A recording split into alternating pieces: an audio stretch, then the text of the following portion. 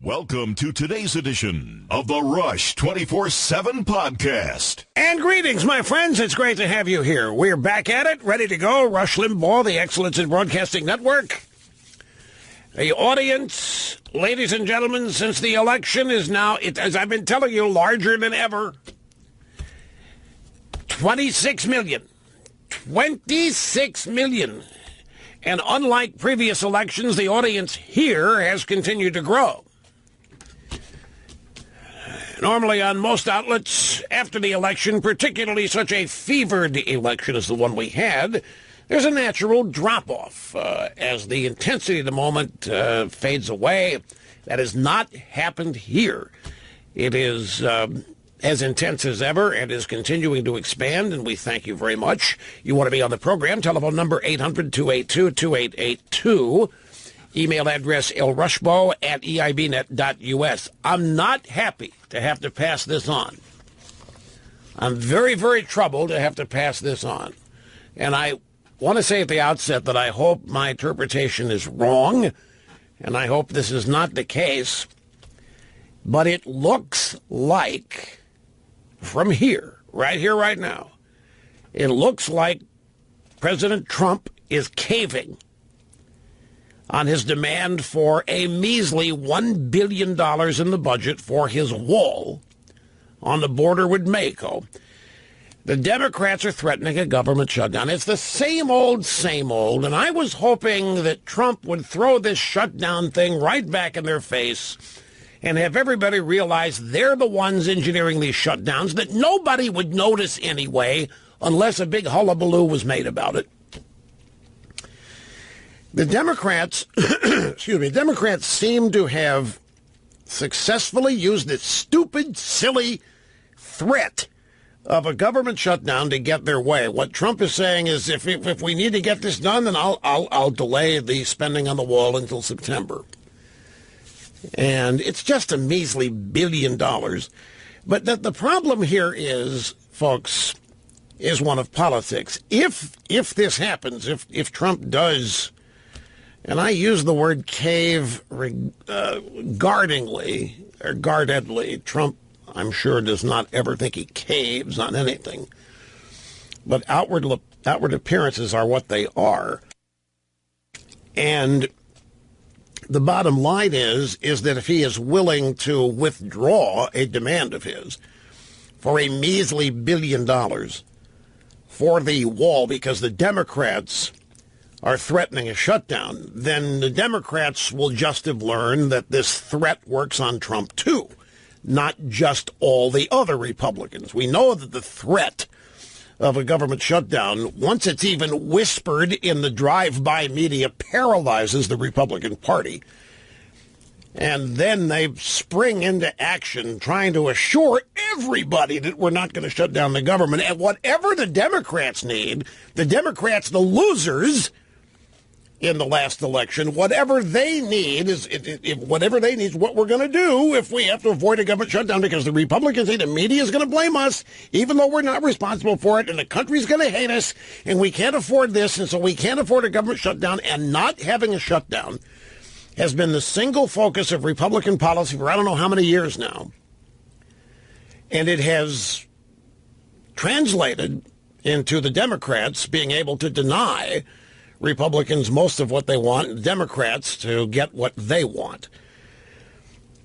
And this is, once they get away with it, they're going to keep trying. And if they get away with it once, they're just going to keep using it. I would hope that if they can't, the key here is the filibuster again, this 60-vote thing, as it was Supreme Court nominations. If they don't want to nuke the filibuster in this sense, in certain elements of the budget, you can use reconciliation because the budget by law has to be done on a date certain, and so it is exempt from the 60-vote rule in some instances, but not all. But I'd like to see somebody take this on and reverse this, and so that if the government gets shut down, that the Democrats get blamed for it. I know you're saying, but Russ, the media will never blame the Democrats. That's okay. We're here. We can blame the Democrats. We can blame the country's ready to blame the Democrats for crying out loud. Look at the election results. The country blamed Obama. The country blamed Democrats. That's why Trump was elected. But look, we have until Friday for this to play out. This is only Tuesday, so we'll bide our time and be patient on this. But I'll tell you what, along these lines, have you seen the latest Pew Research Center, people in the press? More Americans now prefer a bigger government with more services to a smaller government with fewer services. And it has been trending this way for quite a while. And you've had, in fact, many in the conservative movement have said, look, we've lost the battle over small versus big government. And so what we need to do is to announce that we understand that people want a large government taking care of goods and services. What we need to do is position ourselves as the smartest people to run it. We understand that the people want an active, engaged executive. That's the phrase from the intellectual conservative side of Washington, D.C. 57% say that government should do more to solve problems and meet the needs of Americans. That's a 20-year high. So if you put this poll together, these results, with this government shutdown story, you could draw the conclusion, well, the American people want a big government, they want an active government, and they don't want it shut down. Because when the government gets shut down, then they don't get to solve problems or meet the needs of Americans. So, well, no, it doesn't totally depress me. Because I'm again with a poll. It's drive-by media. It still is drive-by media in the questions and the respondents and the people that were found. But you can't cherry pick polls that you believe and don't believe based on the outcome. It's tempting to do that, but so many of the polls we get seem to be conflicting. Now let's take this answer. 57% say government should do more to solve problems and meet the needs of Americans. Now, the way the Democrats would interpret that is the government needs to be bigger to provide welfare and income and services and yada, yada, yada. Some people who answered this question might actually have meant that the government better get busy and close the border. The government better get busy and handle immigration. The government better get busy and fix Obamacare. I mean, let's face it, more and more people do think that the government is where solutions to problems exist. It just depends on your ideology as to what problems you want solved. The real argument here is what is the best mechanism for a large nation to create economic growth, which then translates into rising standards of living. And a big government is not how you do that. A large government is not the mechanism to create personal wealth and increase standards of living. It just isn't. The free market is the mechanism for that. Nowhere in the world where you have a central command authority government is there a rising middle class with standards of living on the uptick, the rising tide lifting all boats. There is not a place in the world where government central activity brings that about. In fact, large government retards all of that. The free market is simply the finest way without, I mean, it's inarguable.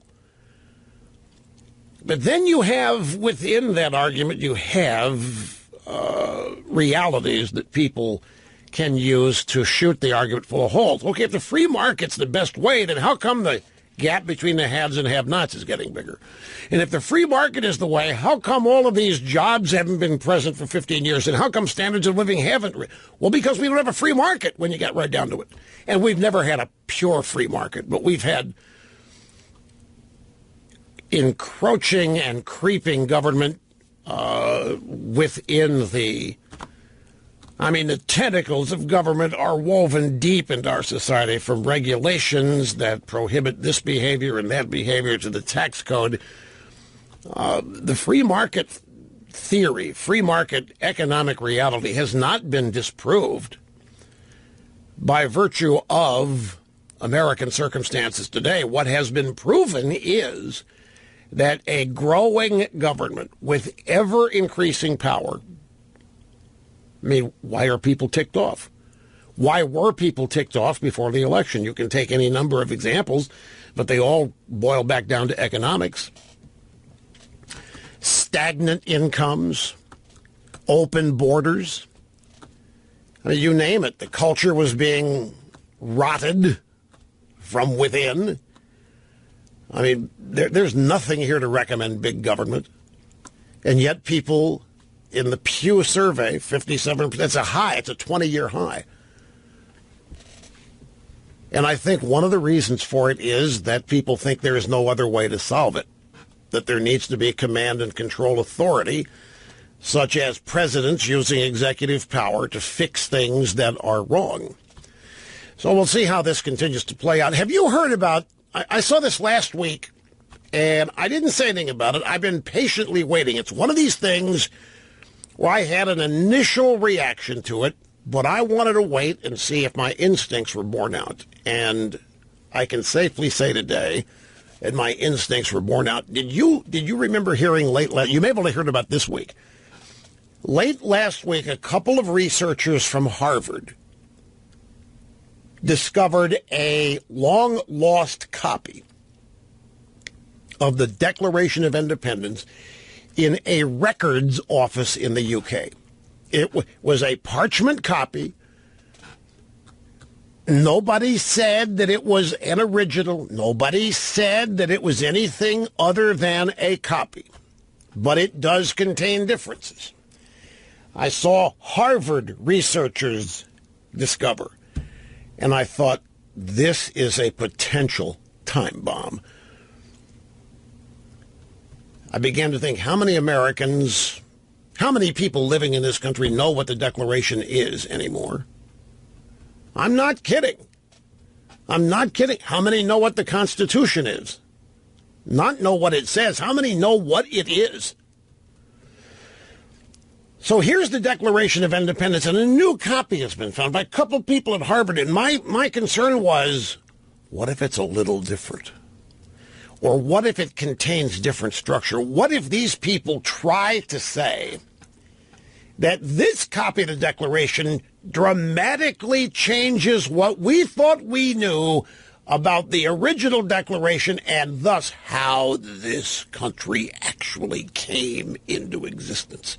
Because you know as well as I do that there is an entire industry of anti-American activists, predominantly in the academy, college campuses, who are devoted to establishing the illegitimacy of the United States of America by virtue of its founding.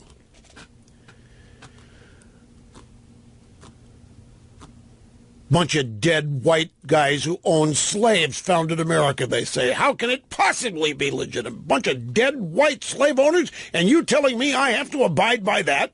Which is a common refrain you hear in college classrooms today. So an effort is underway, and it's been underway a long time, and it's intensifying, to delegitimize this country, starting with the founding. Now, the Declaration is not a founding document in the sense that it does not contain any statutory law, does not contain any structure, constitutional structure of the government. It simply declares our independence and why from the oppressors in the UK, in England.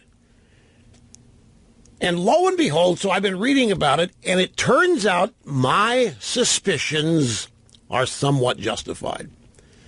One of the Harvard researchers is trying to say, because of the way on this copy the signers' names are allocated, it's a horizontal copy, not vertical, and the signatures of the signers are on this document randomly. I say, well, so? What's that got to do with anything? Well, let me just tell you. Was the country founded by a unitary national people or by a collection of states? See, the Declaration, the official Declaration of Independence, has the signers grouped by state, and that implies that it was a state-by-state effort that was actually not signifying a national. Whereas this copy has people randomly sign it with no indication at all that there is any purpose to it or any order. There's no mention of the states from which they're from. So the researchers are now asking the question, was America founded by a unitary national people or by a collection of states? Danielle Allen, professor of government at Harvard, who discovered the document with a colleague named Emily Sneff, says this is really the key riddle of the American system. It is? We have a key riddle of the American system? We're still unsure what happened and why? You mean there's still a chance we can find documented illegitimacy and maybe we can show that some of what we know should be discounted because of this copy that we found? You see, the riddle, oops, I have to take a break. I'll continue with this. Okay, what is the riddle that has bedeviled American history? I bet this is going to be the first time you've heard of this riddle. One of the Harvard researchers is pointing out the differences in the second copy from the official declaration. We're talking about a copy that is being given weight equal to the original, even though there are differences. This is the first thing that caught my eye of suspicion. Danielle Allen says that this copy, where the signers are not grouped by state and are just applied randomly to the document, illuminates the politics of the 1780s in a flash. Yes, you see, the list of signatories is not grouped by states. That supports the notion that the Declaration's authority rested on one united people, not a collection of states. Let me translate. The Harvard researcher is suggesting the second copy blows to hell the whole premise of federalism and establishes an all-powerful command and control one unitary central governing authority, and the states, to hell with them.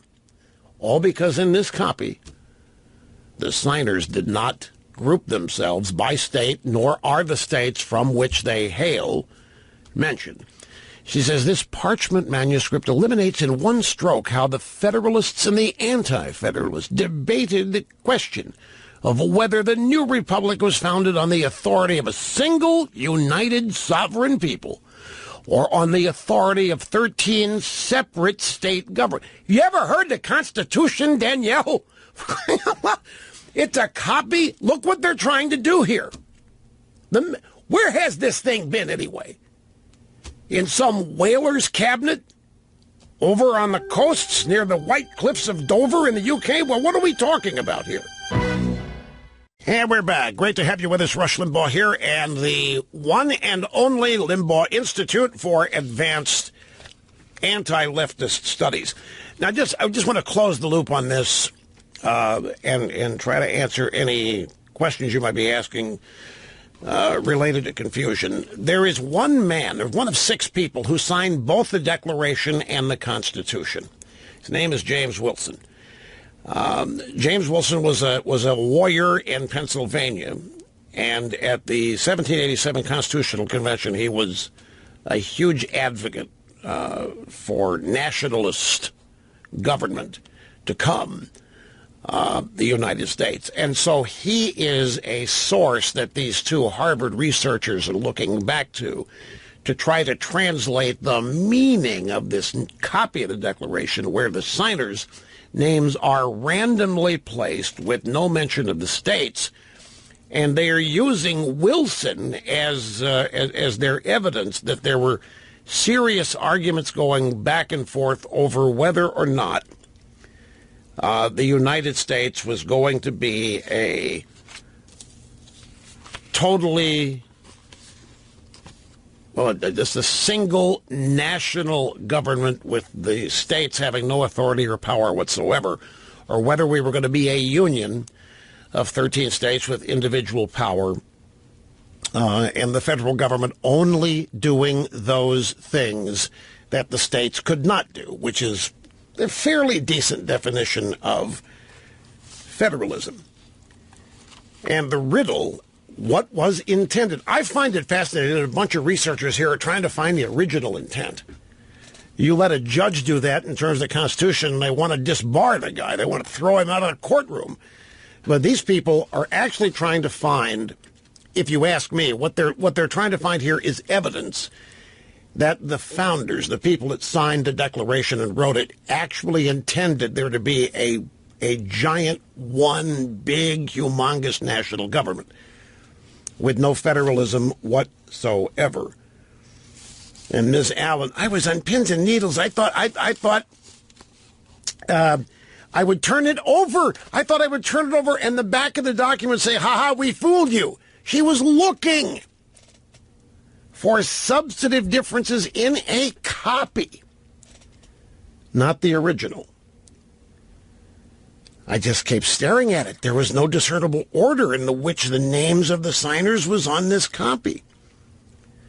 The random order was meant to send a political message. She said the signers pledged to each other our lives, our fortunes, our sacred honor, as the last line puts it. She says they signed as individuals, not as representatives of states. And that message points back to this Wilson guy, James Wilson, big nationalist, one of 6 people to sign both the Constitution and the Declaration. And I'm telling you, keep a sharp eye on this. I mean, this is something, it's not going to have a whole lot of weight. It's going to get thrown in the ongoing, developing premise that the United States is illegitimate, that the founding of this country is illegitimate primarily because a bunch of dead white guy slave owners wrote the thing. There are other reasons for it, but this will get thrown into the mix, and all they want to do is create doubt. Remember what's going on here is a total lack of respect for the authority that is the Constitution on the part of the left in this country. It's not that they wish to have a debate about things. They're just refusing. It's the way they treat Trump. They're just refusing to accept the authority of elections, the authority of the Constitution. Now, in addition to the government shutdown here that's being dangled in front of our faces once again, and here's the story, by the way, from Reuters. U.S. President Donald Trump indicated an openness yesterday to delaying his push to secure money for his promised border wall with Mexico, potentially eliminating a sticking point as lawmakers work to avoid a looming shutdown of the federal government. The reason this bothers me is we're talking about a federal budget of over $3 trillion. This is one measly billion that Trump wants for the wall. The Democrats say, no, we're not going to do it. And we're going to shut down the government and blame you for it. Trump's, okay, I'll move it. I'll think about moving it back September. And once the president indicates that he can be moved, that he can be taken off of his position with simply a threat of a government shutdown, they're going to keep doing it. Washington Post, President Trump pursuing a drastic cut in the corporate tax rate, a move that is likely to grow the national debt and breach a long-held Republican goal of curbing federal borrowing. What a crock! We have to keep litigating these old arguments. We have to keep reminding everybody these old over and over again because the left continues to lie about things, just flat out lie. And here we're faced with another lie that cutting a tax rate is going to cost the government money. That cutting a tax rate is going to balloon the deficit. That cutting and reducing a tax rate is going to cause the national debt to explode. There wasn't a shred of concern when Barack Obama was doubling the national debt on his watch and raising taxes. These people tell us raising taxes, that's how you reduce the deficit. Raising taxes is how you reduce. No, it's not. It doesn't do anything of the sort. Cutting taxes does. Goes back to the free market. The free market where standard of living is increased. The free market is where wealth is created, not at government. The free market, the best mechanism yet for a nation of people to benefit economically. How many times has it been demonstrated with massive tax rate cuts? Notice I'm not saying tax cuts. Tax rate cuts. You reduce the rate. You increase revenue to Washington because that much more economic activity takes place that becomes taxed. You increase employment, creating new taxpayers. Gone through this drill for so many years now, I get blue in the face. But this opening paragraph in this story, Trump pursuing a drastic cut in the corporate tax rate, a move likely to grow the national debt. The corporate tax rate in this country is so high that there's, I don't know how many trillions of dollars not even in this country because the companies that have earned it keep it offshore to avoid paying that tax rate. That is money that could be repatriated into the U.S. economy and stimulate economic growth. And all kinds of good things happen when you do that. But because the corporate tax rate is so damn high, the money is not being repatriated. It's kept offshore in other countries, benefiting them. Corporate tax rate 35% makes no sense to pay 35% when anywhere else in the world you can get 15 or 20.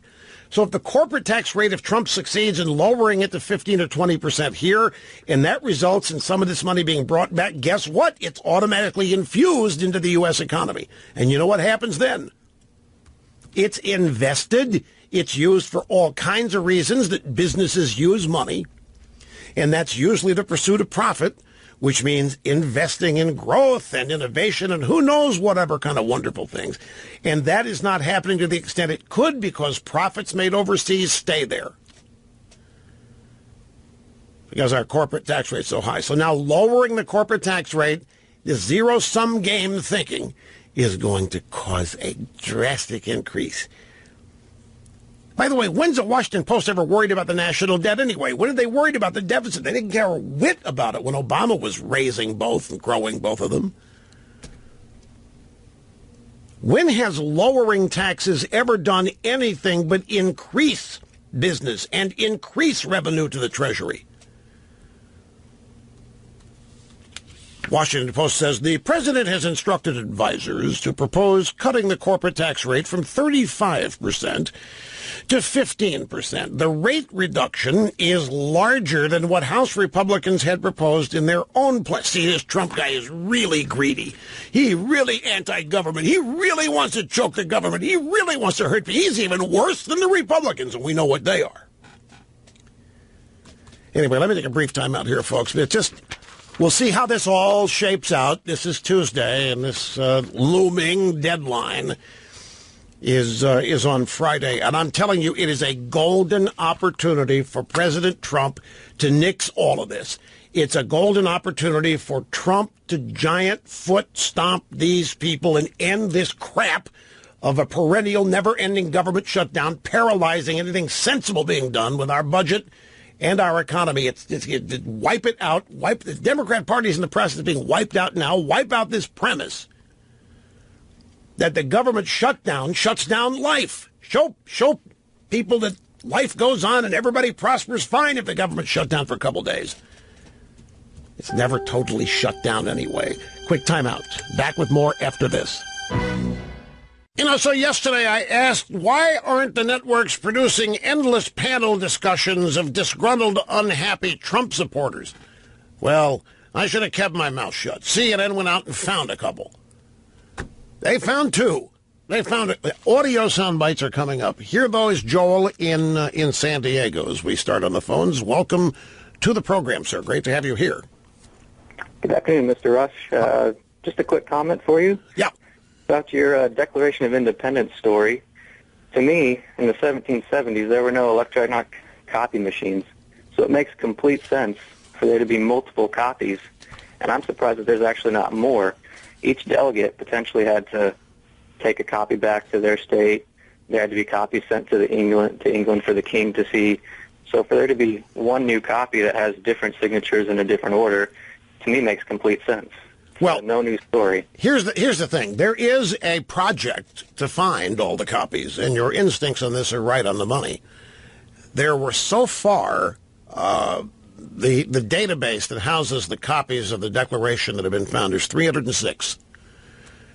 306 copies that were made between July 4th, 1776 and 1800. The parchment original that's at the National Archives was signed in early August of 1776, nearly a month after independence. So they're constantly searching for copies. This is just the most recent one that has been found. It's not the only copy that's been found. It's the most recent one, which is the point.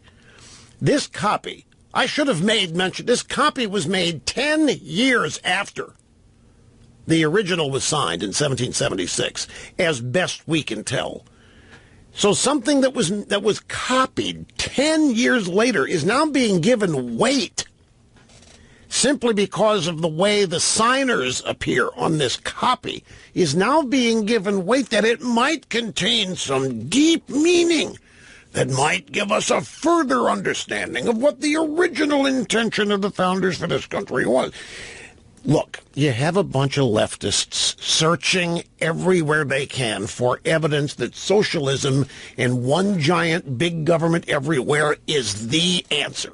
And they would love it if they could find evidence or convince you that they have found evidence that even the founders of the United States knew of the greatness and the potential of a single all-powerful government. You have to put this in context with everything happening today.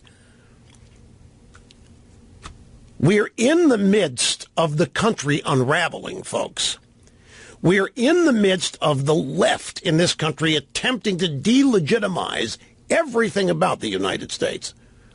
They are attempting, whatever you want to call it, a takeover or a delegitimization of the status quo, whatever. A peaceful overthrow, whatever you want to call it. This is more than just your standard, ordinary, everyday, in and out political disagreements and debates and arguments. Because what's happening now, I'm get into this later in the program. The New York Times had an op-ed, not a news story on page A99. They had an op-ed, a sanctioned, therefore, opinion piece by a university professor actually advocating for the end to free speech. That the snowflakes on college campus are exactly right. They're way ahead of the game. The snowflakes on college campus know full well that there should be censorship of political speech.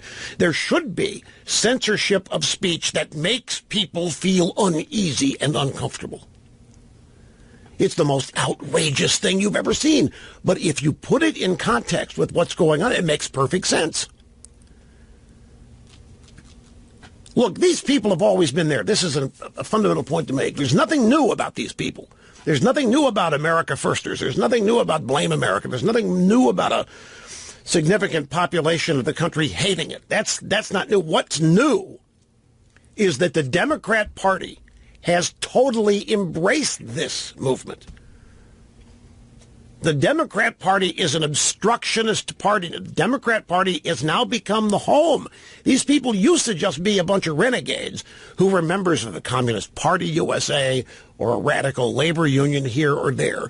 But now the Democrat Party, one of the two major political parties in America, has totally embraced the current evolution of progressivism that says America is inherently flawed and needs to be, what, overthrown, disbanded, reconstituted, whatever you want to say.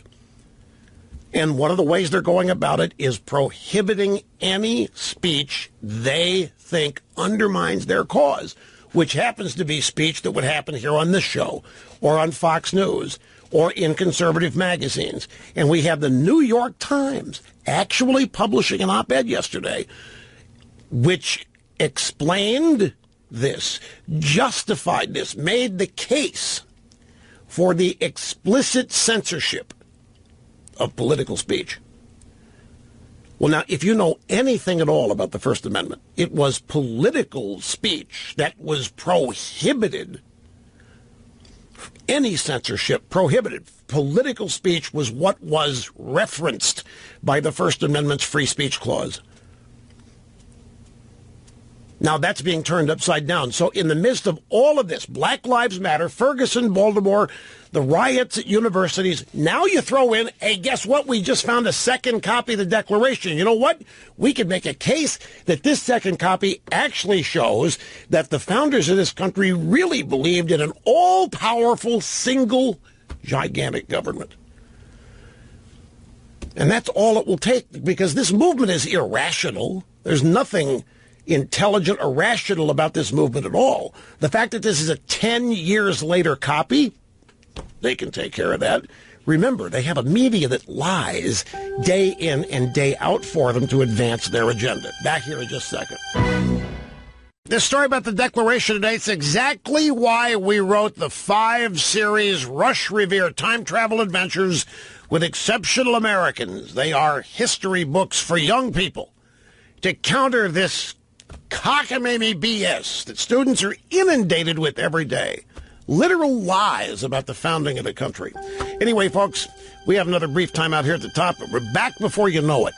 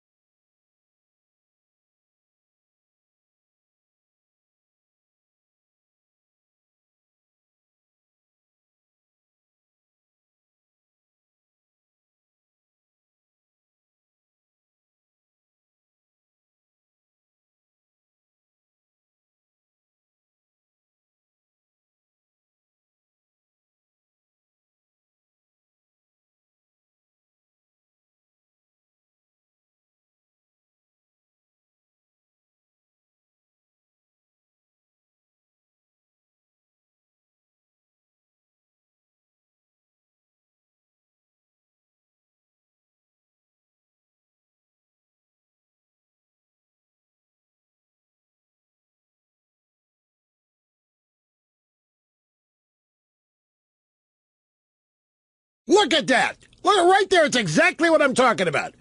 Turn it on, Friday. Right there on Fox.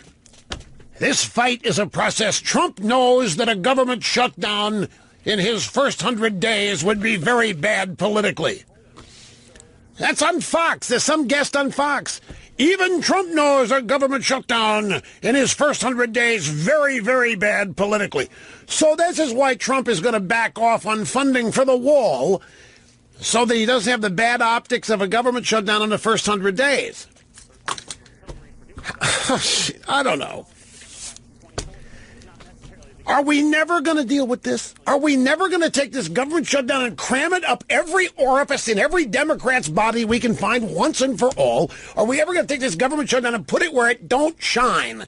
Just once is all it would take to cram it right down their throats. Or any other orifice that happens to be handy. Given the Democrat, you never know.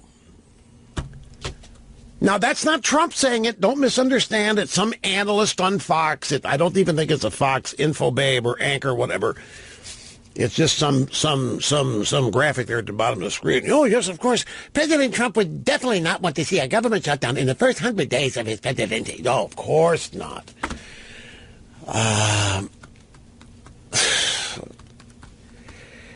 Greetings and welcome back. It's just great to have you here, isn't it?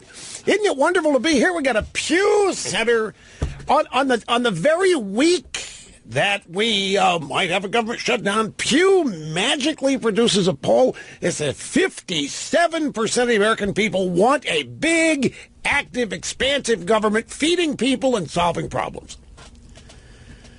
We get this poll 5 days before a potential government shutdown. Isn't it just amazing how all of this happens? Rush, are you saying the poll may be doctored? Hell yes, I'm saying it may be doctored. I don't know, but folks, look at all of the tripe that's made up in the media already. Look at all the stuff documented, the lies, the misrepresentation. You know, Politico has the Politico magazine. Did you see it today in your show? They've got this massive, massive story on why is the media the way it is, and primarily, how did they miss the election? How did they miss it? What happened?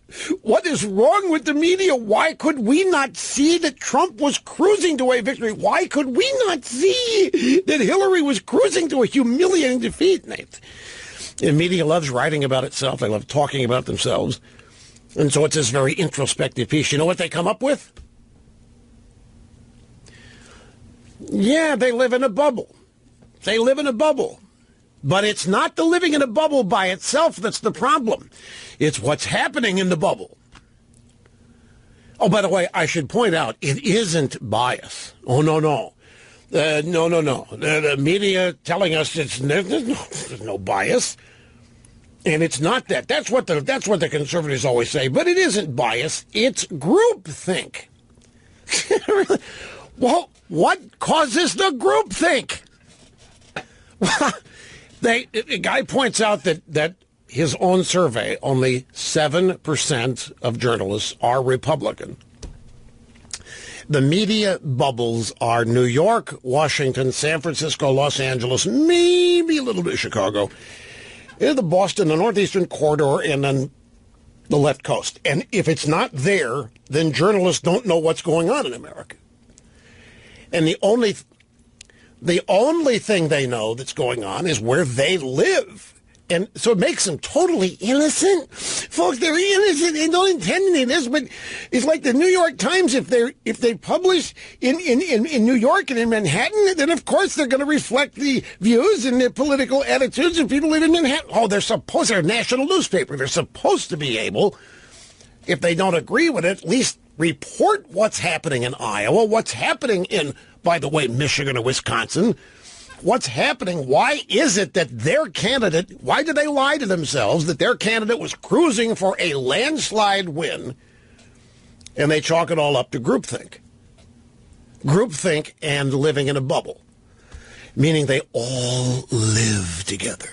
They all live in the same place. He didn't say that they all marry each other and they all have affairs with each other and they all live in 2 or 3 same neighborhoods. They go to the same bars, the same restaurants. He doesn't mention that. They just live geographically. in the same places. But they talk about groupthink. It's not bias. It's just they don't have anybody that thinks any differently than they do. How would that even be possible with the way journalism schools churn out mind-numbed robots? It is bias. It's close-mindedness. It's a little bit of prejudice, and it's a lot, dare I say, of bigotry. But this guy just wants you to know that bias has nothing to do with why the media is missing all this news. Bias has nothing to do with why. And apparently they're very, very troubled. They're very, very worried. How did they miss? They didn't miss diddly squat. I don't even believe the premise. I think they knew Hillary was in trouble. We're trying to prop her up. Some of them didn't. But I've read enough here in this surrendered book. There's a lot of people knew that this campaign was fraudulent. There are a lot of people knew it was on borrowed time. There are a lot of people knew Hillary Clinton was waddling around a quicksand, and half of her support staff was too. There's a lot of people that knew.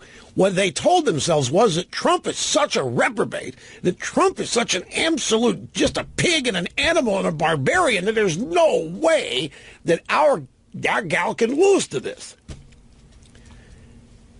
It wasn't journalism that screwed them up. It wasn't groupthink. It wasn't living in a bubble. It is, in fact, their own liberal prejudice and their stubborn refusal to acknowledge the legitimacy of anybody or anything that thinks differently than they do. That's all it is.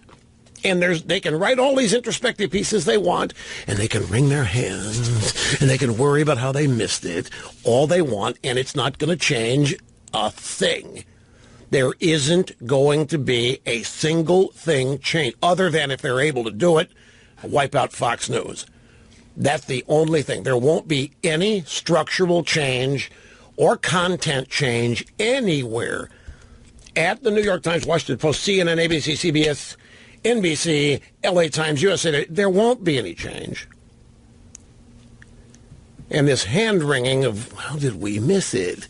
How did we miss it? There might be some in the group that literally were taken by total surprise.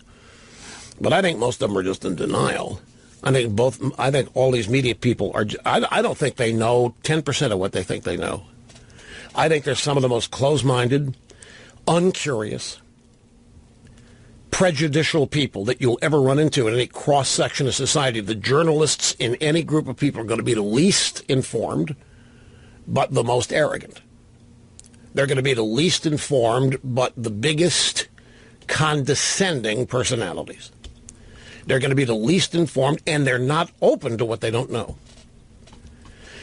That is a very, very bad personal characteristic. It's very important if you want to be a well-rounded, successful person. You have to know what you don't know.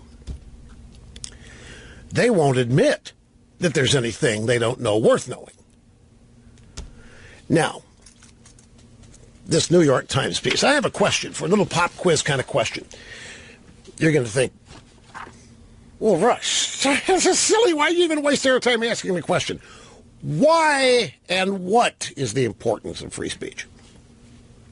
Why is it in the First Amendment, along with freedom of religion, freedom to assemble, free speech, it's in there before any other liberty is mentioned? Why? Aha, now you think something is automatic. Well, everybody knows that.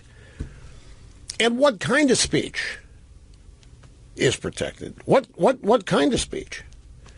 I mean, because people that work for the XYZ company get fired every day for saying things the company doesn't like. So what kind of speech are we talking about here that's protected? And what did they mean? The founders, right, the Constitution? What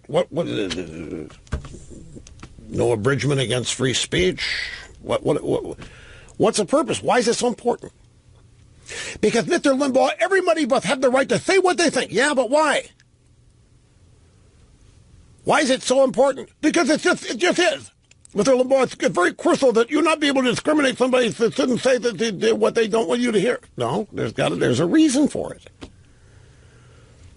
There's a reason why freedom of speech has constitutional protection, and it's why there are prohibitions against anybody in government telling you you can't, or anybody in a political environment telling you you can't say anything. There's a reason for it. There are many reasons for it. How are you expected to counter propaganda, for example, without freedom of speech? How are you able to combat lies and distortions and misrepresentations without freedom of speech? If only certain speech is sanctioned by government, well, then you will not have a free nation for long. And that is precisely what is happening on college campus. This is not just a generational or evolutionary happenstance with these young little millennial snowflake students supposedly being scared to death of hearing things. It's much more hideous than that.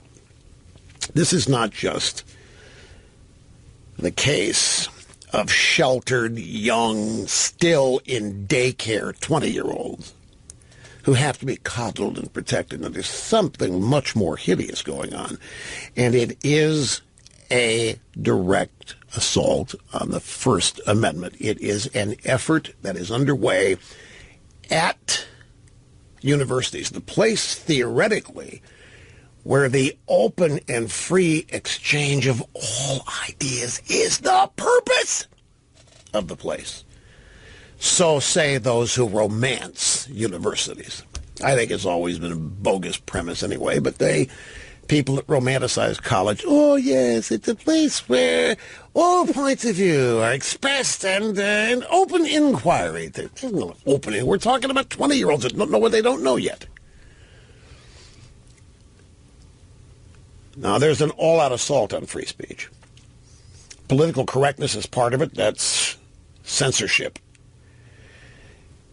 And now this effort to behave in felonious criminal behavior, with felonious criminal behavior, to start riots and fires and destroy property, to prevent a speaker showing up on your campus with whom you disagree, and to have the university coddle that, to have the left, so we must understand the very sensitive and delicate nature of these young students. We must understand that they are so easily shocked, so easily depressed, so easily rendered helpless. We must accommodate. No, that's all a giant scam that's being run here.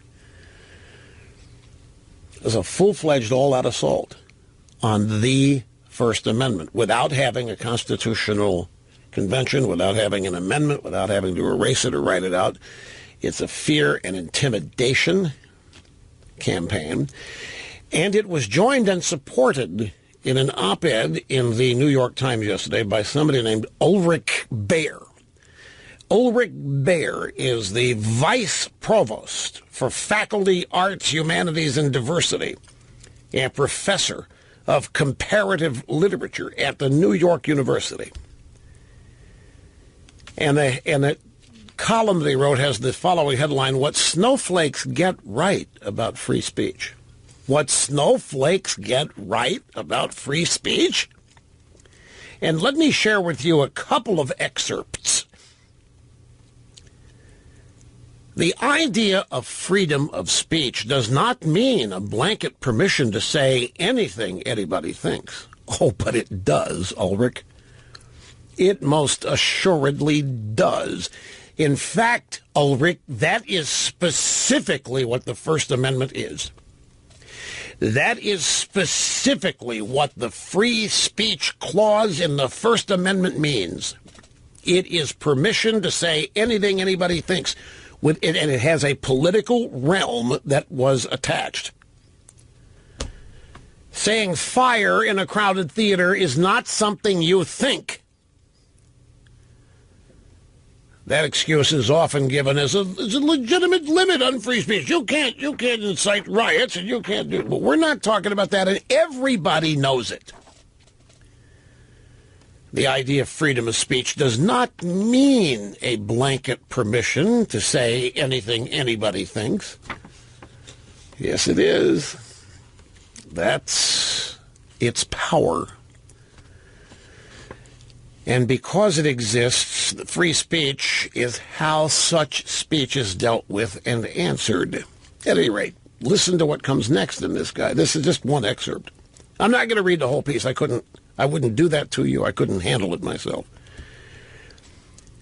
The idea of free speech means balancing the inherent value of a given view with the obligation to ensure that other members of a given community can participate in discourse as fully recognized members of that community. Now, do any of you have any idea what the guy means here?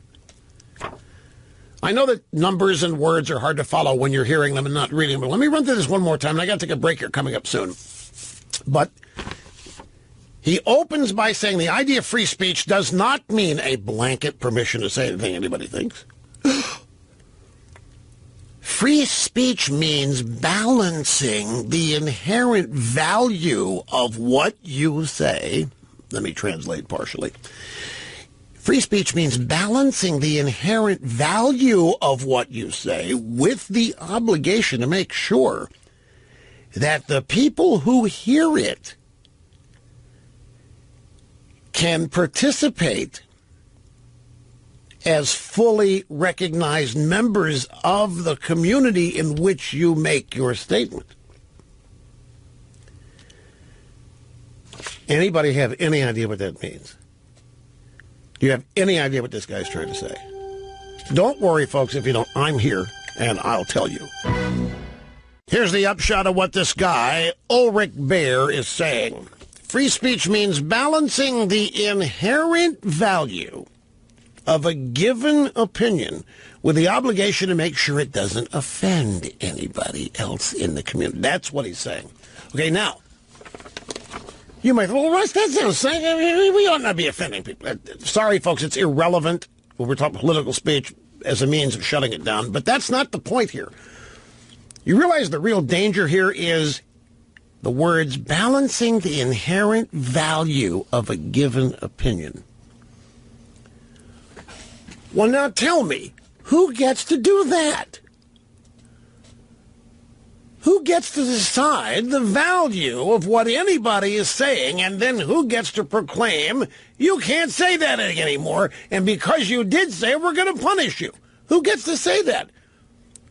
Who has this power to determine the inherent value of something anybody says? Well, I'll give you one clue. As big an authority as they can come up with, preferably run by them.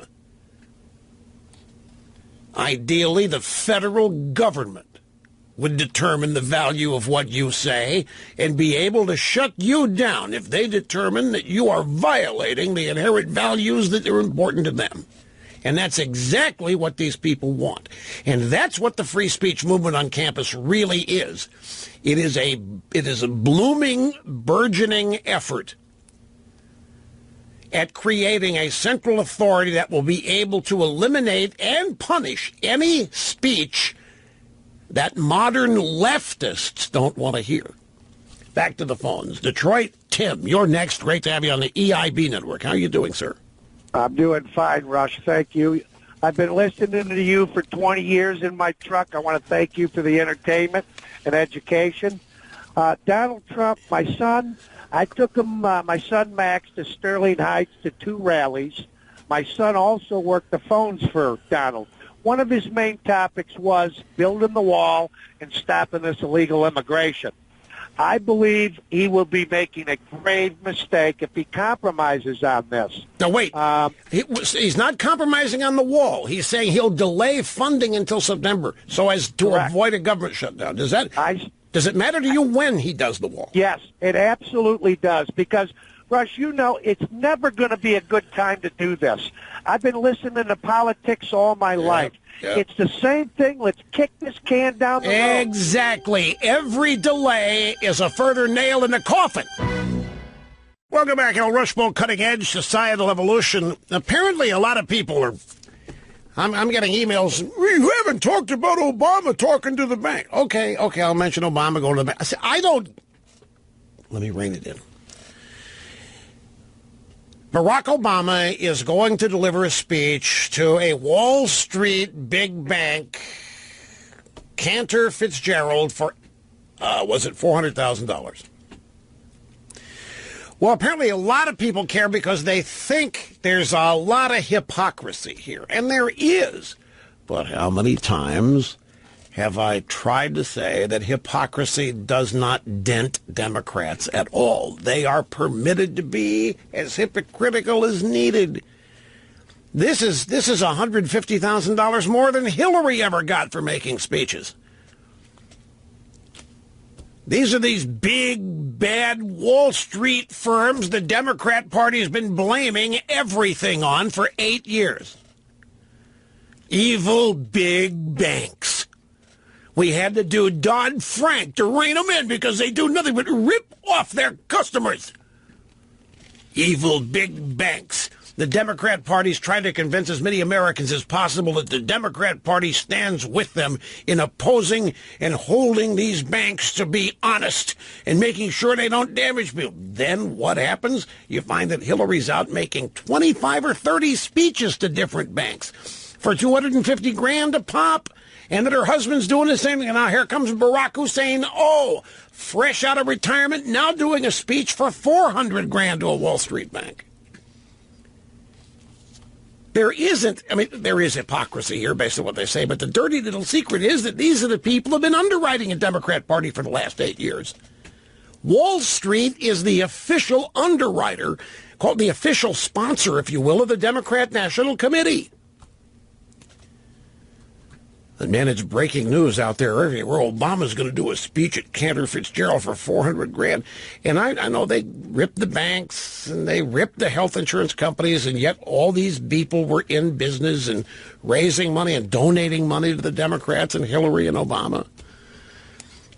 I mean, look, this is why Bernie Sanders is the most popular Democrat around, is the only Democrat that doesn't go out and make big speeches to banks. When he rails against them, he means it. And a lot of the Democrat Party, he's the top dog right now. The Democrat Party's in a world of hurt. I know. It doesn't look like it. You get tired of me saying it. But within many measurement metrics, as an electoral proposition, they're in trouble. Have also, there's another brewing controversy out there. And I kind of get this one. It's this new pair of pre-muddied jeans. $425 a pair. Nordstrom is selling jeans, $425, that are already covered in mud. They are already described as having the appearance of heavily distressed.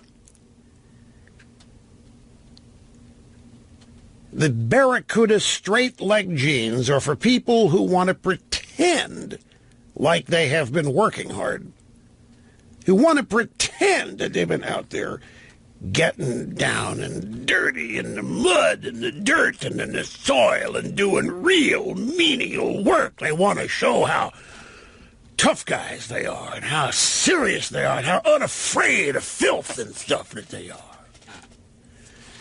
And a bunch of critics have surfaced and said this is exactly what's wrong with America. People are trying to buy authenticity rather than be authentic. Now, I have some sympathy for that argument. In fact, I was the first to advance it in my own way about my concerns over all of this social media. And I have no doubt that there is an aspect of purchasing authenticity here. Rather than actually buy a pair of jeans and go out there and do some work in the mud and the grit and the grime, you go out and buy a pair of jeans that makes it look like you have, so you're a phony.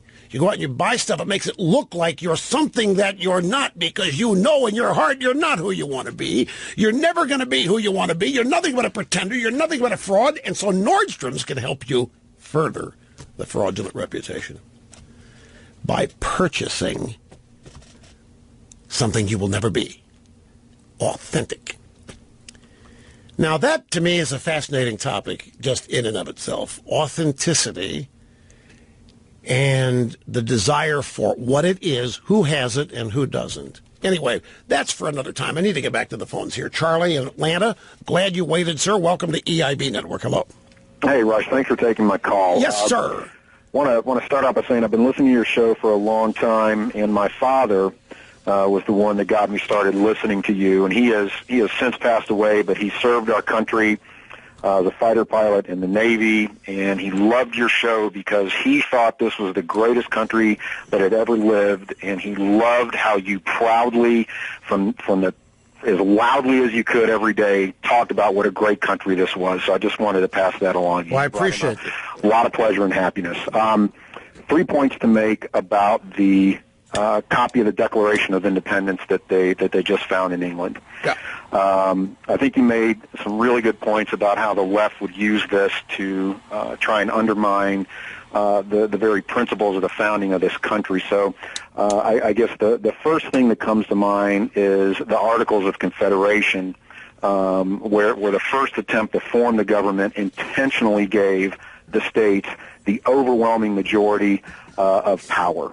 Okay, even when that had some issues and they had to come up with the Constitution after that, and the concept of federalism came about. The power that was shared in a way that specifically limited how much power the federal government had, and that is addressed in the 10th Amendment of the Constitution. It's addressed in the entire Bill of Rights. That's the whole premise. You have nailed it. It's limiting the power of the federal government. They had just declared independence from a tyrant. They did not want to replicate that circuit. They didn't want to create a government that would gravitate to that anytime soon. No, you're absolutely right. You nailed it. So, and then I guess the last point, as you have so accurately said with climate change, science doesn't matter. Unfortunately, with the left and with liberals, historical facts don't matter. So they won't let anything like evidence like the Articles of Confederation and the 10th Amendment or the Bill of Rights get in their way of trying to undermine the founding of this amazing nation. So it's frustrating, but we can't fight them on facts and history. We've got to fight them at an emotional level and try to make people understand how wrong they are. Right. That's a very good point, because there's in the realm of facts, there is no way that you could sell, even to the idiots that they've educated in this country, there is no way you could sell that a 10-year-old copy is what the original was meant to say. You couldn't do that. So what do? Well, you place it in context of your movement at the moment. Your movement at the moment is the undermining of the Constitution. Your movement, I'm talking about the radical left here, your movement is to undermine, transform, overthrow, whatever, reconstitute the United States. And they're somewhere along the line already. I mean, look at how they're succeeding in suppressing speech on college campuses. Look at how they have... They just reject the authority of elections. They don't respect it. They lose elections. The hell they do. They act as though there was a fraud, something illegitimate happened, and they're still in power, and they operate and run that way, and they make you prove that they lost.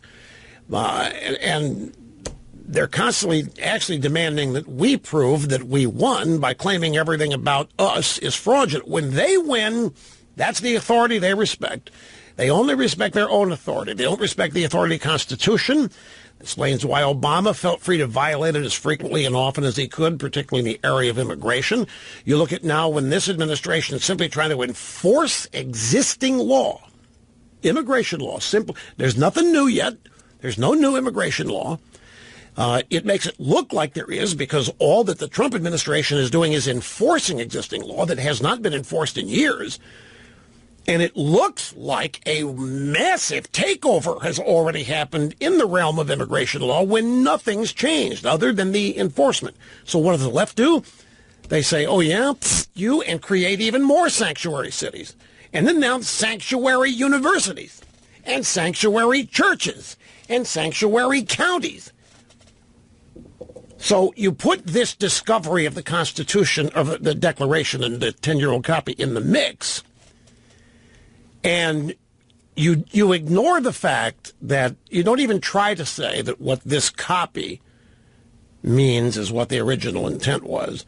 You simply create a new narrative that your buddies in the media, because the media is this movement, report subtly, panel discussions on cable TV with the question, was this country really meant to be structured with so much state power? You just simply have discussions on it. And it slowly begins to seep and creep into the viewer's consciousness that maybe we've got it wrong, and this movement to overthrow and alter is simply trying to get it right. And what the founders originally intended was a gigantic, totally encompassing, powerful federal government with no states' rights whatsoever. And then you have your university professors start to teach this in their literature courses, in their political science courses, and in their home ec courses, whatever. And that's how it's done. And it's a long-term project. And you, as backup, you have this copy of the Declaration that was found, and it's always the source you go back to. Well, look, the signers on this thing did not sign it like the original. They signed it with no mention of their states, and it's in random order. And what we think that means is that the signers actually intended that they were signing as members of a giant singular government, not representatives of states, making up a union. And it just starts, and like climate change, it just starts as a premise with no science behind it whatsoever. And it builds and builds. The first Earth Day was when, in 1970 some odd, based on Paul Ehrlich's totally disproven book, The Population Bomb.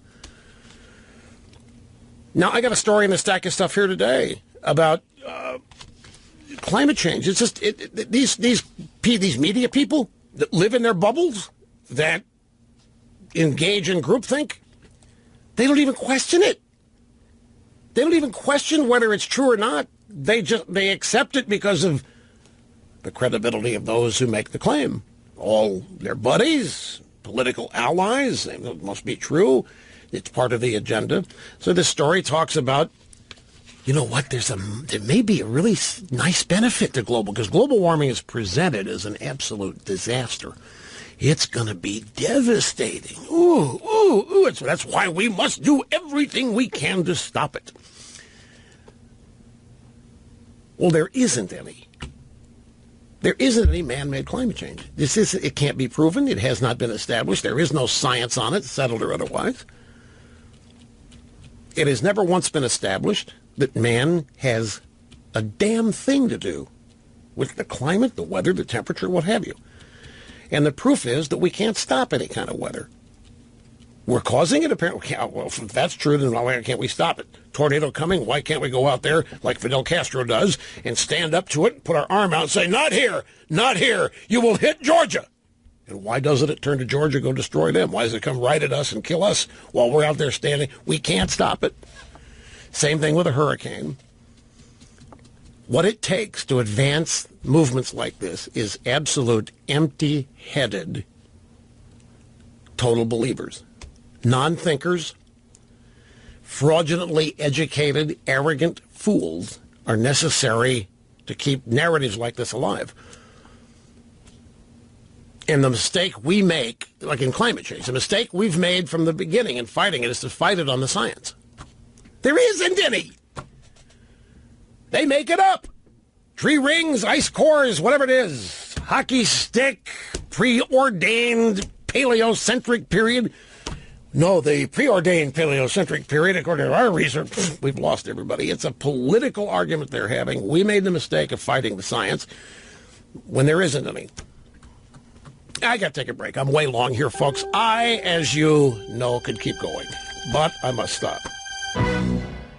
You know, the University of Alabama, Huntsville.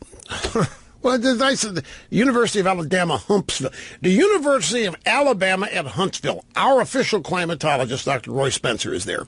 Now, they just had, not UAH, there was this giant so-called March for Science over the weekend.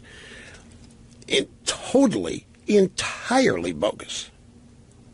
There is no march for science. Science doesn't need a march.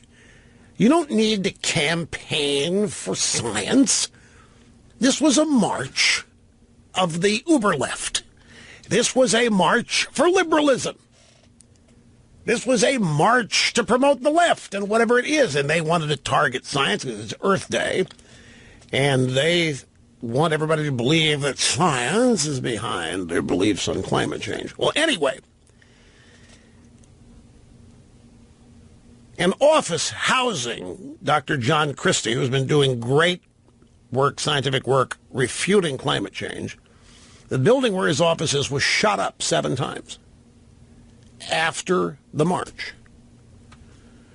Officials at the University of Alabama, Huntsville said, there's nothing to see here. This was purely random activity. We don't think it could have had anything to do with the March for Science. Really? 7 shots in a building housing Dr. John Christie. No, I think Dr. Spencer's office is in a different area of the university. But Christie is one of the lead figures in the scientific community opposing this silly left-wing notion of climate change. And if the university, if you can go in and shoot up a building at the university where anti-climate change research is taking place, and nobody wants to say what it really, it's just random, there's nothing to see here. That's scary stuff. If you work in that building, you're talking about intimidation. That's scary, scary stuff. And then if you find out you're all alone and isolated, what's the point? You might start asking yourself, why do I want to get shot at? He wasn't in the office when, I don't think. That's not the point. But come home, find your house shot up full of holes after a protest march and see if you're just thinking, there's nothing to see here. Fastest 3 hours in media. We have to take a quick break here. Local affiliates telling you what's happening where you live, the news, whatever. And then we come right back. So stay where you are.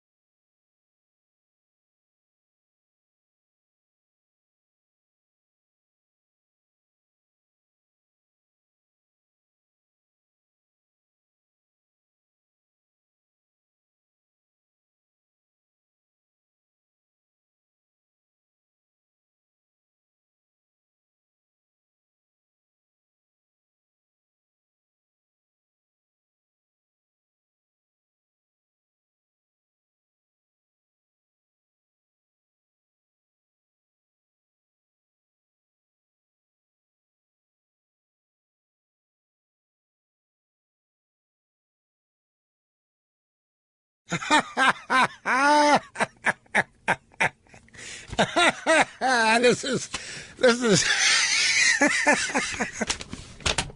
I have two stories here. I can't keep a straight face. Are you ready for the first French news agency?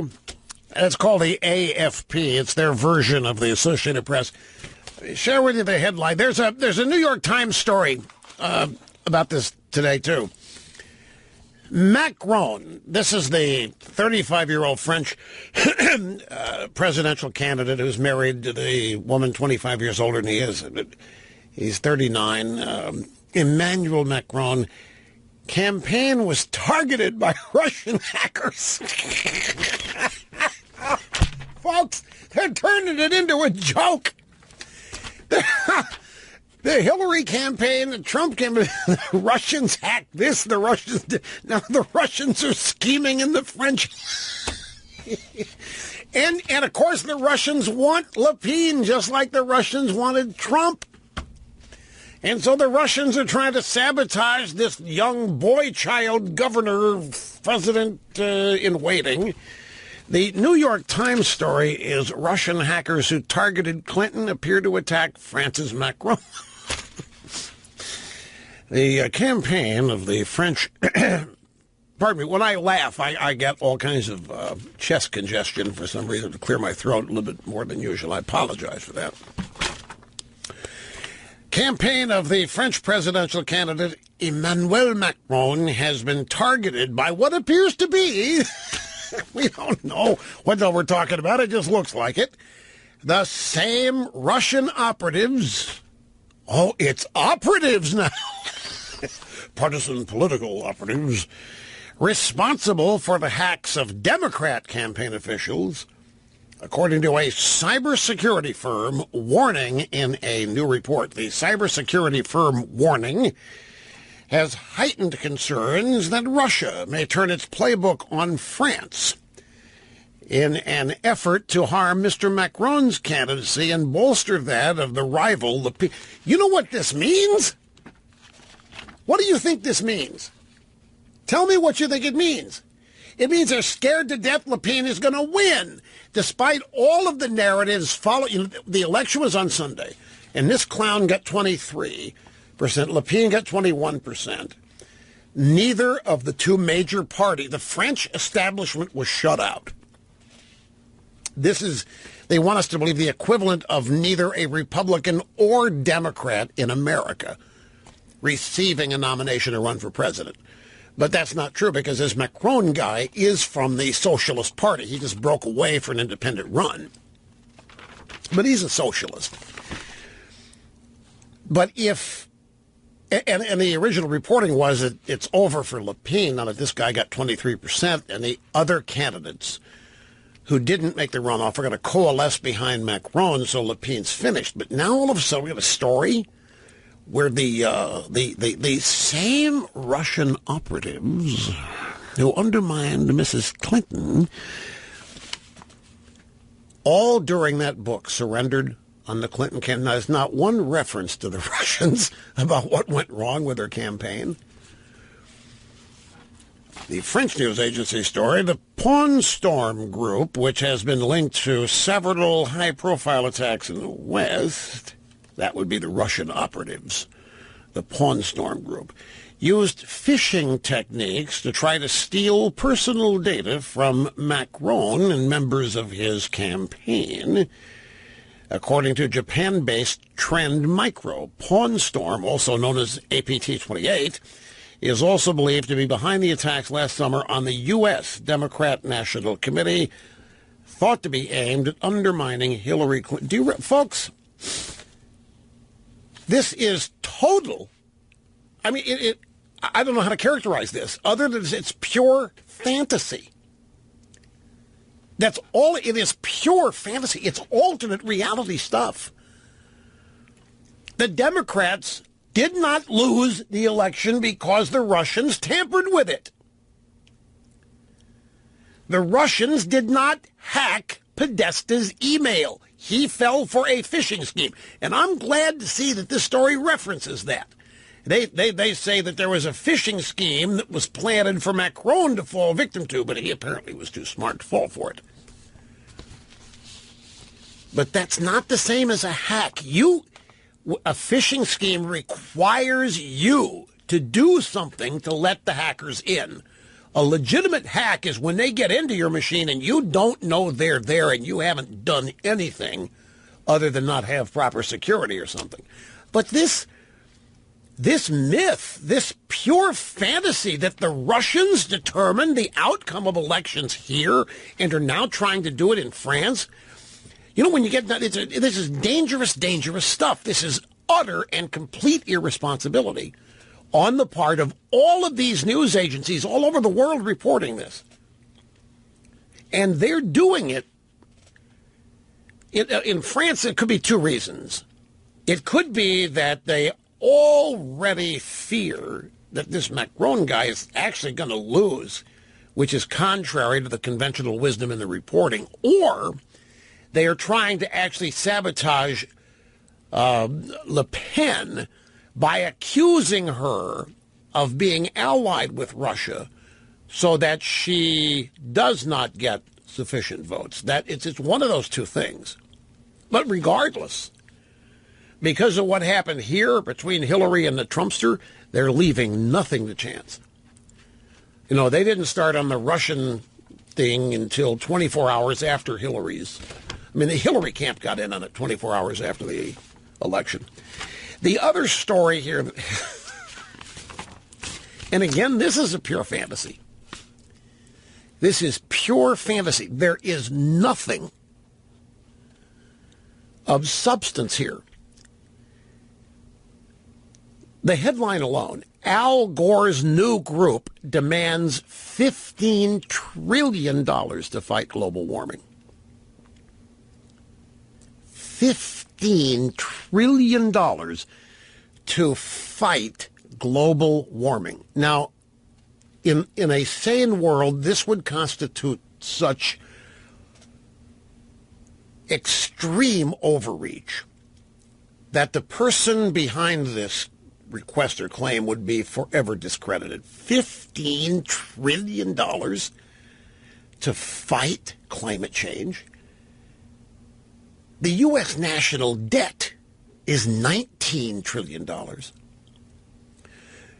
Now, Al Gore and his group, and by the way, who is Al Gore's group? Well, it says here they're a group of executives, as in CEOs, who want to fight global warming, have published a new report calling for countries to spend up to $600 billion a year for the next 20 years to boost green energy deployment and energy-efficient equipment.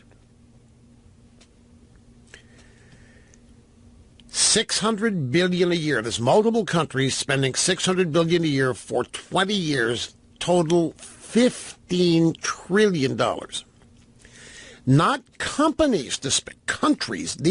Al Gore and his group is asking the governments of the world to give him $15 trillion. Him and his group. That's what they're asking for. They're making no bones about it. Give us $15 trillion. Yeah, what are you going to do with it? Well, we're going to fight climate change. How are you going to do that? Well, we're going to invest in all kinds of new technology. We're going to deploy solar panels, and we're going to do electric cars, and we're going to have windmills and whatever the hell else this green energy. Do you realize the solar panel industry itself? If you want to talk about fraud, the amount of energy that is produced by solar panels is so tiny it's immeasurable. And if you have a cloudy day, you're stuck.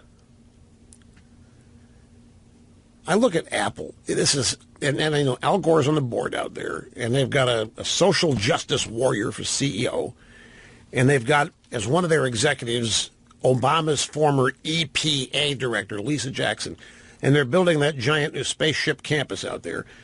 And on the roof of every building in this complex is solar panels. And I'm here to tell you that this is, the vast majority of that is image and marketing. It is to convince young millennials and anybody else that Apple is leading the way on clean energy. And they're saying, but if you look very carefully at the drone flyovers, you'll find conventional HVAC equipment hidden on the rooftops of these buildings.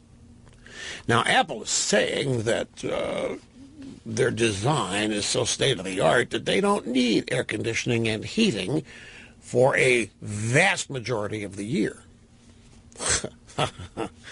Yeah, right? Well, that's what they're saying, and nobody's going to ever know. Nobody will know how much the solar panels actually create and produce. Nobody's going to ever know. Apple is trying to benefit here from, as many left-wing oriented enterprises do. But do you know what happens when a solar panel wears out? Do you have any idea how large these damn things are? Do you know what disposing them consists of? Do you know the absolute mess, the polluted mess, getting rid of it? How come the solar industry, despite massive expenditures like this and like Apple's big building out there and all these government subsidies and programs, why isn't the solar industry profitable? Does anybody ask this? Despite the subsidies, look at all the solar and wind energy that Obama invested in, subsidized the different companies. Most of them are bankrupt now and out of business. By design, they were nothing more than disguised contribution paybacks. These people all donated to Obama and coming up with federal money to invest in their solar industry like Solyndra. It was just a way to give some of the money back as a payback. They're all out of business now. Why isn't there any profit in solar and windmills? This is one of the biggest scams. But, man, it works because it gets right to the hearts of young millennials. And all millennials need is the belief that an entity, a company, an individual is trying and is committed to saving the planet. Whether it works or not doesn't matter a hill of beans. Because remember, nothing is authentic anymore. And there is no authority that's respected. So all that matters is the image that you can create for yourself and the marketing in which you can engage that tells your story, which is your commitment to saving the planet. You don't have to do, like all of liberalism, you don't have to do anything. You don't have to you don't have to make 1 ounce of progress to actually saving anything. You just have to convince people that you're trying, and they love you, and they think you are perfect. And then somebody like me comes along and tries to tell the truth about it, and I am demonized and ripped to shreds as having no soul and having no heart and having no compassion and having no concern.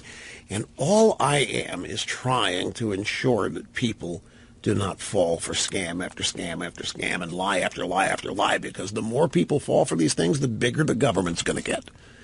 The more people fall for this, the more freedom you are going to sacrifice to government under the premise that your freedom is what's caused the problem. Your freedom to buy the car you want to buy, your freedom to set your thermostat where you want to set it, your freedom to eat whatever you want to eat. All of these freedoms have led to this crisis, and you must be dialed back. And if you dial back on your own, we will reward you and provide for you redemption from the sins you have committed against the planet. And people suck that up and buy into that faster than you can say you're being scammed. And that's what all of this is. $15 trillion. And Gore's group even has a name, the Energy Transitions Commission. The Energy Transitions Commission's report claims additional investments of around $300 to $600 billion per annum do not pose a major macroeconomic challenge. ETC made up of energy executives, activist leaders, investment bankers, including Al Gore, who would no doubt get a piece of the trillions of dollars they are calling for. So what do you have here? You have an association of energy executives, activist leaders, investment bankers, doing what? Asking governments all over the world to give them money. Ostensibly to fight global warming. Not fix it, not stop it, not solve it. Because, of course, we can't do that because we aren't causing it. But the image and the marketing of a bunch of green-hearted executives and bankers who already have what kind of an image? Bankers, yuck, you're raping us blind, you thieves. Executives, CEOs, yeah, look at all the money you make and you don't pay your employees. You're a bunch of scrum, too. And what are they doing? They're trying to save the planet. Oh, what a brilliant ploy to change the way they are perceived. And they'll do it for as little as $15 trillion. So divide $15 trillion by 20 years, and that's what these clowns want as a guaranteed income from the government. All they got to do is deploy some solar panels here, maybe work with Elon Musk and devise a new electric car that uses coal to power itself and the battery charge up, and you're home free. I need to clarify something. I said in that surrendered book there's nothing about Russia impacting the election. That's not entirely true. 24 hours after the election is when Robbie Mook and Podesta concocted the Russian excuse to cover up the absolutely horrible campaign they had run and that Hillary had participated. Shattered, surrendered. It's the same. No, they didn't surrender. Surrendered, shattered. What am I thinking about? It's shattered. That's the new Hillary book, right? My mind is so active and fertile that one thought spawns countless others. Shattered. What's the other one? Shattered, surrendered. I mean, it's the same difference to me. But anyway, it was Mook and Podesta. That Russia is mentioned as an excuse that they came up with 24 hours after the election. And my point was that all during the campaign, not once did anybody in the Hillary camp think the Russians were tampering with things because they thought they were going to win. This, to me, is the single biggest evidentiary point you could make that the whole Russian thing has been concocted. Because all during the campaign, they thought they were going to win in a landslide. And not because of the Russians. They weren't worried about the Russians tampering with anything. They never thought they were going to lose. It was only after they lost that they come up with this excuse. And then, of course, the drive-bys picked it up and ran with it. Because they've been planting seeds, and the Russians had gotten into the DNC computer, and that's how we learned that they shafted Crazy Bernie. Here's Ray in Chattanooga, Tennessee. Hey, Ray, glad you called. How you doing, sir? Rush, thanks for taking my call. Appreciate it. You bet. Hey, I go back to the Rush listening rooms day, so been a long time listener. Listen, I wanted to go back for a moment to this moving target that on the wall with Trump. Yeah. And you have said from the very beginning that the only people that could truly separate Trump, could bring him down, was Trump. Trump is the only one that could separate his followers from him. My fear is that if he begins this process, this potentially could become the beginning of the end. What I would say to the president, if he's listening now, which is, Mr. President, be the man we elected you to be. We will be with you. We will not leave you. We will stay with you.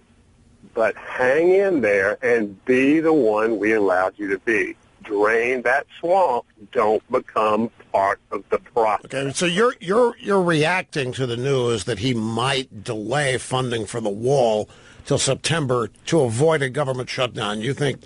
You wish he wouldn't delay it. You want him to just do it like he said he was going to do it.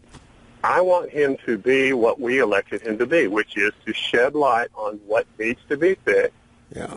I want him to stand up, not be afraid of any of the ramifications that may come his way. Well, yeah, Trump he's a parvenu, and that is a factor here. I think he thinks he's doing what you want. Here's David in Atlanta. Great to have you, sir. How are you doing? Doing good, Rush. Thanks for letting me get to you. Gigadittos here. I was thinking about that Constitution, and originally when you started to mention it, I thought maybe it was an earlier revision, something like that. But with the when you stated that it was made 10 years later, it made me start wondering. That's what is being reported. It's a copy of the Declaration. It was made 10 years after the original. Right. So what was the purpose of this declaration being copied like this? To me, it almost sounds like, in a sports analogy, it's like a commemorative game ball. It was being made as a gift for someone. So the signatures would not necessarily be in the exact same location on every single game ball. Oh, you mean like a fake Tom Brady jersey? Yeah. Okay, I gotcha. So it's not necessarily, if it's a word-for-word copy, yes, it's a copy of the original, but the signatures themselves have no meaning just because they're in different locations. Right, but that's not what that's what the researchers at Harvard are saying. The researchers at Harvard are saying, "Oh no, where these signatures are and how they're very meaningful." Something. It is possible to overthink something. They're not overthinking anything. They're not overthinking a damn thing. Well, in a sense, they are. They're not overthinking anything. They're plotting. No. They are.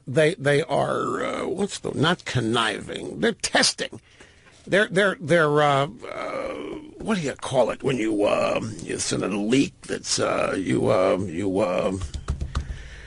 trial balloon. You're floating a trial balloon out there to see how many people they can get interested in the possibility that there's something we could learn that might change the way we think about the founding of our country. That's all they want to do. That's all they want to do. Create doubt about what we think we know about the founding of the country. Because remember now, I don't know about these two researchers, but the people that are going to use what they found are the people who believe the United States is illegitimate and unjust and immoral, and anything they can use to plant seeds of such doubt in the minds of young skulls full of mush and low-information voters. It just helps them advance the agenda.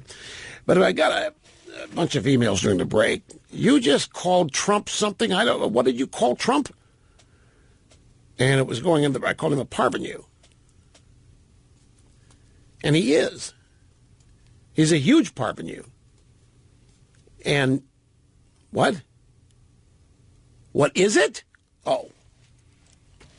I'm sorry, I thought everybody knew. A parvenu is somebody comes out of nowhere, nobody ever heard him, or at least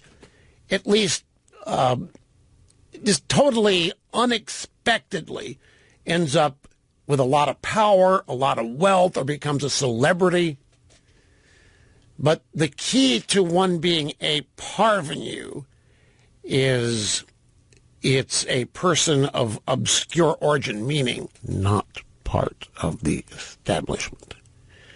Did not come from an area, place, or family where one would expect such results. And I could theoretically be accused of being a parvenu.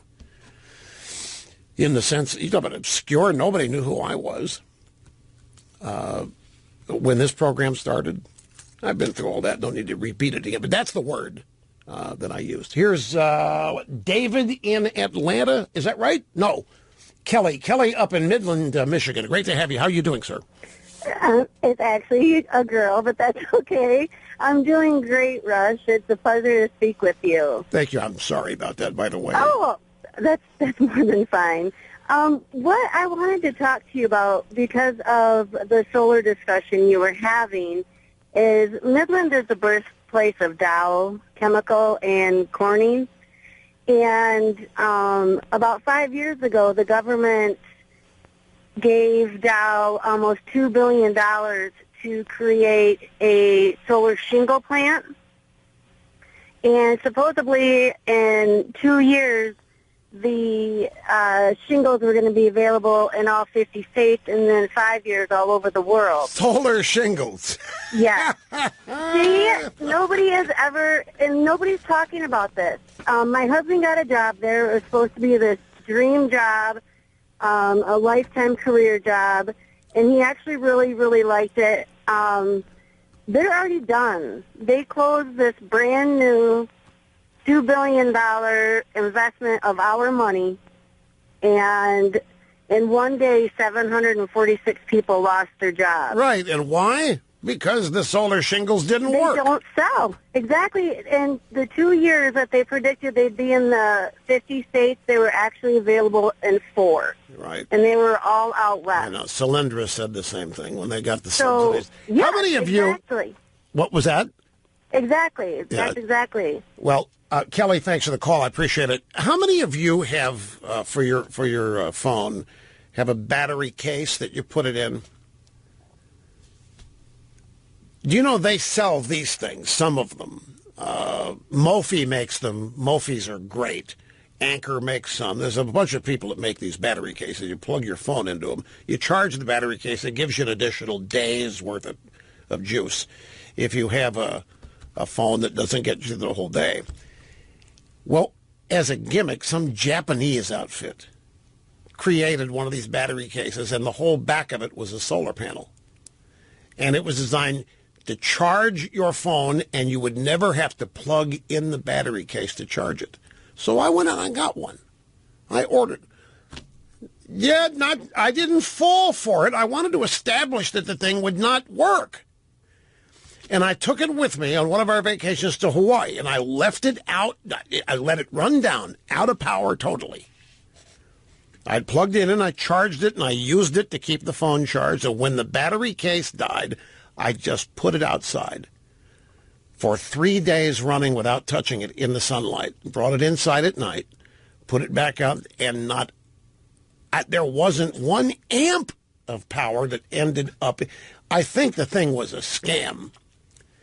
I think it was a cheap knockoff scam. But the point is, the whole back of it was a solar panel, and it was sold as a revolutionary. It was not sold as something that would totally power the battery case. It was a supplemental. If you had it on the phone, you were using it. When it was outdoors, it would keep your charge at current levels and maybe add a little bit. Didn't do any of that. And I don't even know if it was a real solar panel in there, but it was advertised as such. All I know is that if all you have to power your house is a solar panel or two, if the whole roof is solar panels, you're screwed. You are totally screwed. Half my brain tied behind my back just to make it fair. Rush Limbaugh, despite all the media out there, we still find many things every day that we talk about here that you will not hear discussed anywhere else. Do you realize how valuable that is to you as a member of the audience? Do you realize how challenging that is for me as a host to be able to pull? It is. I thrive on it each and every day. I remember Robert Novak. I interviewed Robert Novak. Remember the Prince of Darkness? I interviewed him once for the Limbaugh Letter, the most widely read political newsletter in all of America. And he said to me that his objective was to have something new that never had appeared before in every column that he wrote. That was his objective. And my objective from the beginning, as part of never having guests, was, since everybody else does, how am I going to stand out having a bunch of people here who really don't care about the success of this show? They only care about it as a vehicle to promote their book. Since these guests are everywhere, why should I do that? And now the media landscape out there focuses all kinds of people in it. So it's a challenge, a fun, exciting challenge to come up with some elements every day that you know just are not going to be discussed anywhere else. And then to make them interesting. Yep. And today there's been 3 or 4 of those. So I'll go home today thinking this was a good day. Snerdling has looked bored most of the day, so I'll ask myself, I'm just kidding. Here's John, Polk City, Florida. Welcome, sir. Thanks, Rush. Nice to speak with you, sir. I have 3 things. Number 1, our president promised repeal and replace Obamacare. Right. Hasn't happened. Number 2, tax reform, they're messing with him. And number 1, build a wall. Every time he spoke, build a wall. I'm afraid he's starting to dip his foot into the swamp And boy, I just don't want to see that happen. My mother always told me, be famous or infamous. And he could be infamous by standing by his guns for that money, that $1 billion. You were you're a Trump voter? I sure am. Are you really starting to get concerned here? Well, I will if he doesn't go forward with this $1 billion. Absolutely. Okay, so let me ask you, a time is going on the wall. You don't want him to wait till September. You want it done now. Government shutdown. You don't care about that. You want him to do this. Yes, because be famous or infamous. Can you imagine on his 100th day, the Democrats shut the government down? It'll never be forgotten. I think it'd be that would not scare me. But anyway, I'm out of time. We'll have to conclude that discussion tomorrow. We'll see you next. Hang on, folks. And that's it, folks. It's the fastest 3 hours in media. We're going to go back and spend some more time on the Nordstrom muddy jeans. I've got an idea. We have car washes now. How about just go buy a regular pair of jeans for whatever they cost and go through a mud wash instead of $500 for a pair of jeans? You like it? A mud wash.